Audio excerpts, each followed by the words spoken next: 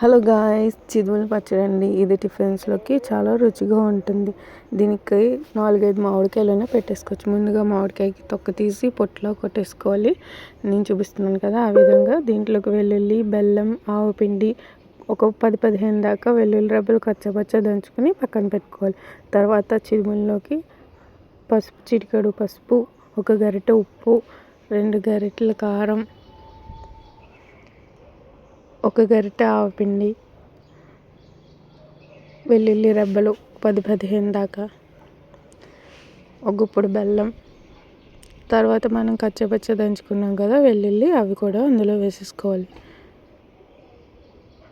తర్వాత దీంట్లోకి పోపు, వెల్లుల్లి, ఎండుమిర్చి, జీలకర్ర, ఆవాలు, మెంతులు అన్నీ వేసుకొని చల్లారాక, ఆ పోపు చల్లారాక అందులో పచ్చడిలో వేసుకుని బాగా కలుపుకోవాలి.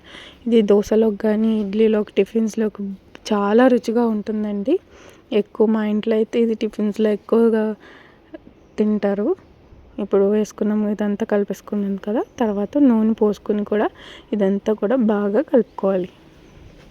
చూసారా నూనె అనేది ఎలా తేలాలి? పచ్చళ్ళలో నూనె అయితే ఎంత తేలుతుందో అంత బాగుంటుందండి. పచ్చళ్ళలో నూనె తేలితేనే ఎక్కువ రోజులు ఉంటుంది, పాడవకుండా. అంతేనండి, చిదువుల పచ్చడి ready. Like, share, subscribe. Thanks for watching.